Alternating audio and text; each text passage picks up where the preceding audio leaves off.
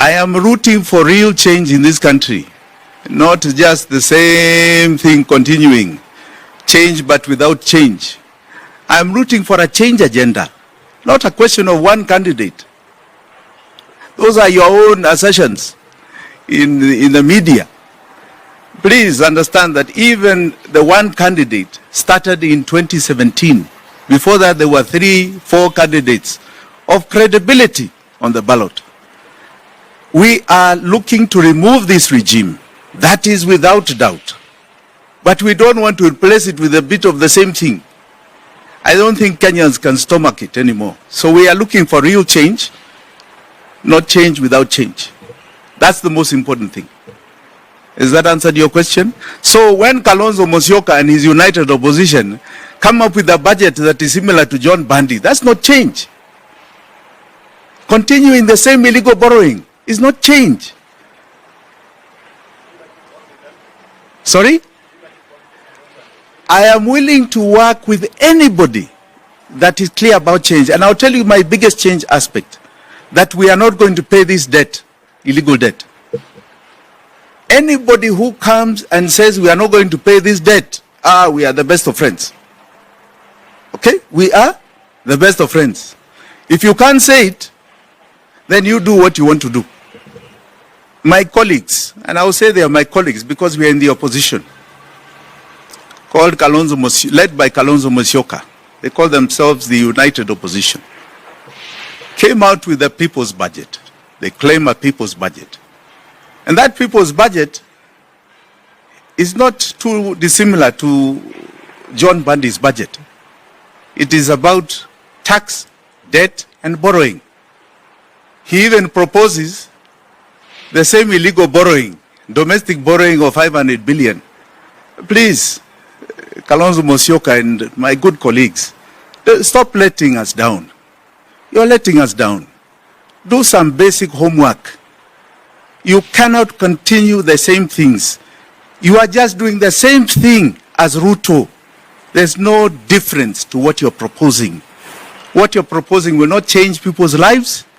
Please do some homework and stop letting us down in the opposition. This is not how you're going to conduct the people's affairs, because people are truly in trouble. So, shape up a bit more. And please get that message with the way it deserves, because I mean it with goodwill. I don't mean it in any other way. We are talking about 60 million Kenyans that are having a very hard time. A very, very hard time. So the sixth is very simply this, that we as Safina have been very clear about our budget. Our targets are very clear.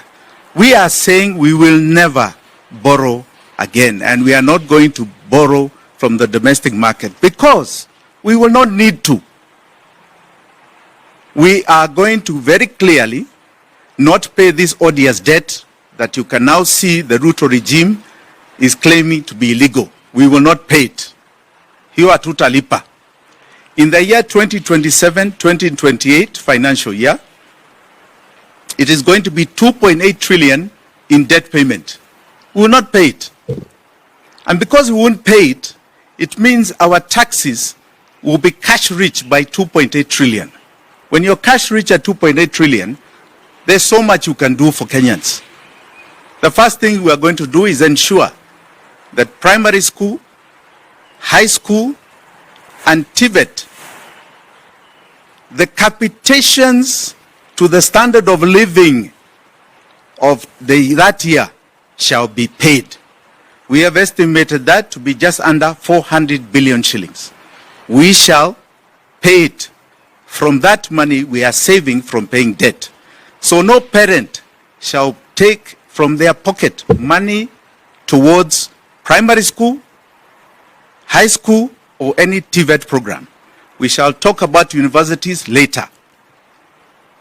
The second thing is that we are saying we shall scrap completely SHA, NHIF, or whatever other health levies that are put on Kenyans. Universal health care has been costed at 180 billion shillings per year.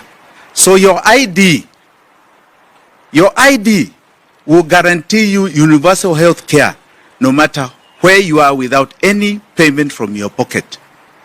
That is the Safina government.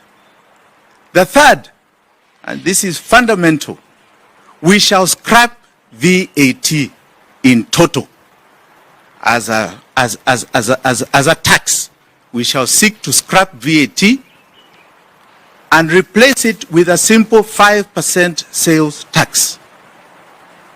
That will become a benefit to Kenyans in their pockets of roughly 300 billion shillings back into the pocket. With just those three measures, we intend to inject roughly 800 billion as a stimulus to be kept in people's pockets. They do not have to remove it anymore. And we are hoping that that will spur a growth that will take us to 6, 7, and hopefully by the third year to fourth year, 10% growth rate. But the biggest carrot is going to be the fact that we are not going to borrow domestically. When you don't borrow domestically, you free up capital for innovation, entrepreneurs, people who are self-employed, manufacturers, and everybody else to go and seek and get credit. People are capitalized. Creators, content creators, they will now have money accessed at single-digit rates. We hope we can drive it to about 5%. This happened during Kibaki's time, and it's our intention to drive the banks to a single-digit interest rate to Kenyans. That's three. Number one, Emmanuel, about domestic debt. First and foremost, let Bundy show you in the estimates where domestic debt is. Because in the budget estimates of revenue, domestic debt does not exist. So that he can assert that it is at a less risk than any other debt. Number two, you know our laws say you are to borrow for development. Domestic debt is the most expensive debt you can borrow. So why would you borrow domestic for development? It is averaging about 10%. Foreign debt at most, concessionary, goes for 2%. Whether it's Chinese, whether it's bilaterals, and it is offered liberally. The only risk is currency, and you can do the variations. I can assure you it is less risky, less costly to Kenyans. Because remember, that interest rate we pay from our taxes. So the burden is on us. So he's telling a lie. The third are these things of debt swaps. Those are all good ideas. Samurai bonds, these are all debts. We don't need debts in this country. We are paying illegal debts. We don't need any more debts. And all those swaps, all those things they've been telling us for the last 3 years, they've never happened. Because our balance sheet does not allow it. Anybody who looks at us can see that we are bankrupt. Nobody is going to do any debt swap with Kenya. They've been talking about it for the last 3 years. It don't happen. So let them stop lying, giving us language. You know, we know the treasury's coffers are empty. We are bankrupt as a nation, and that's why they are seeking to bankrupt us as citizens. Kenya cannot be redeemed by William Samoei Ruto because he has messed. Kenya cannot be redeemed with the Rigathi Gachagua and the likes. Yes. We as Genesis, we have 16 million votes and we are not afraid. I want to tell you for free, we are coming one-on-one to meet these people. Bro, coming 2027, this guy used churches in 2022. He gave pastors something small. He gave them some sweets. Pastors gave in and campaigned for him in churches. He came to Mama Mboga. He knew Mama Mboga is having votes because he's having customers. Can lure for them some small fish, some omena. By 2027, Gen Z have a candidate which is going to meet William Samoei Ruto. But these cocoons, they are gathering together. Nothing. As a political strategist, if Sifuna runs for president, and Wanjigi deputizes him, they come as non-legacy politicians. Okay. They come as those who want to clean drain the swamp, let me use the term. They come as those who understand. In fact, Wanjigi comes as a safe pair of hands for the investors and the capital markets, etc. Those who wonder, is Sifuna mature enough to be a president? They will be like, oh, in the hands of Wanjigi, we can see some level of maturity and stability. And also that also brings the Kikuyu vote, who are rebelling against President Ruto. But at the same time, who are wondering what to do, because definitely you look at Rigathi Gachagua, there's a question here or there. Whether he will make it or not is not very clear. But Wanjigi looks like somebody who is the example of Kikuyu success to the highest level that it can be, which is that level of economic empowerment. That's a very dangerous ticket, because again, Wanjigi has one of the best manifestos that I've ever seen. I've looked at it, and I think it's very sound for the question that we are going to face in 2027, which is the economic question. In 2027 is about a political question for me.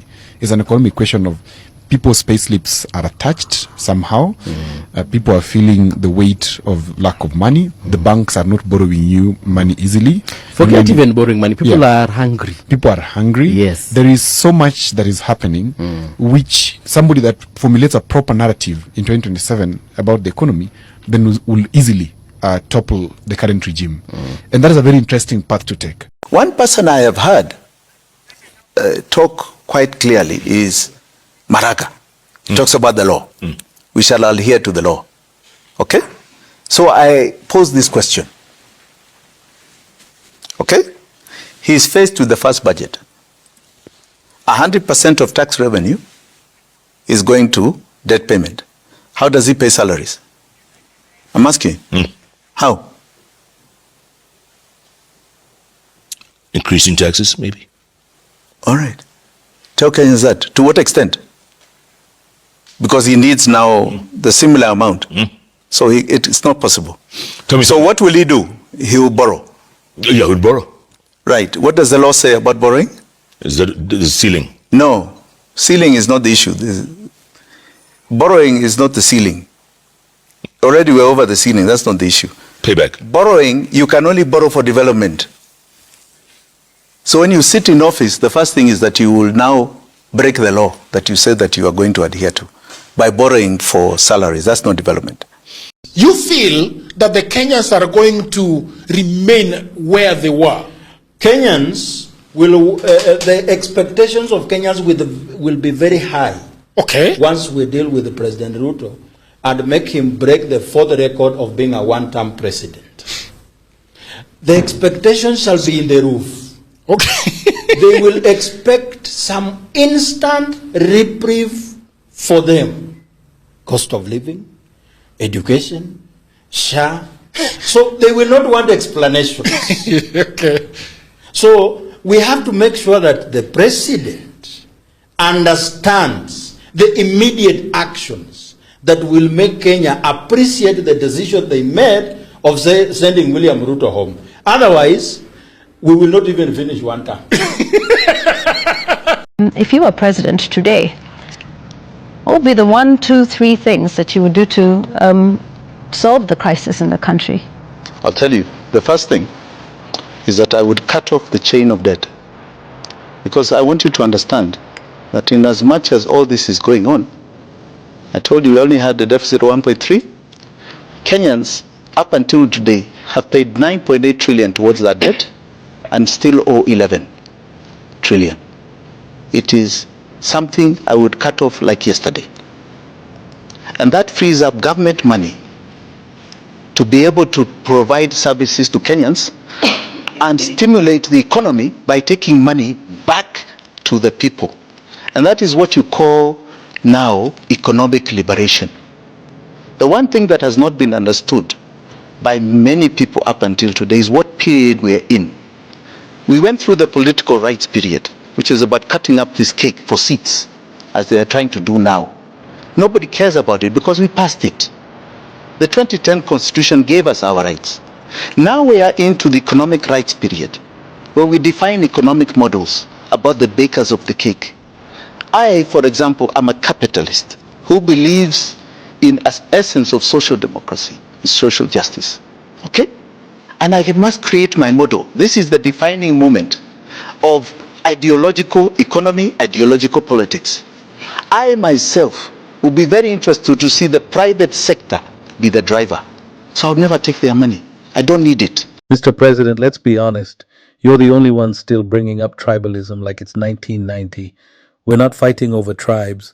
We're struggling with joblessness, high taxes, police violence, and broken promises. Every time we speak up, you throw in tribal lines hoping we'll look the other way.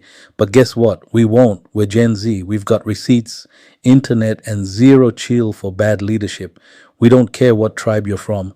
If you're not serving the people, we'll say it loud. Stop using tribalism to cover failure. It's tired. It's weak. Fix the economy. Protect our freedoms. Respect the people. We've moved on. Maybe it's time you did too.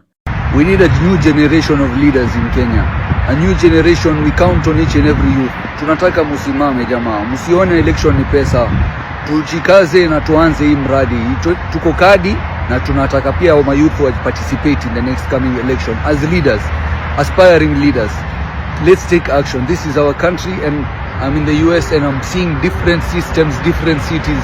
This is what pure leadership will bring for a country. Listening to mwananchi and taking action. Uko kadi ama? Niko kadi ile mbaya.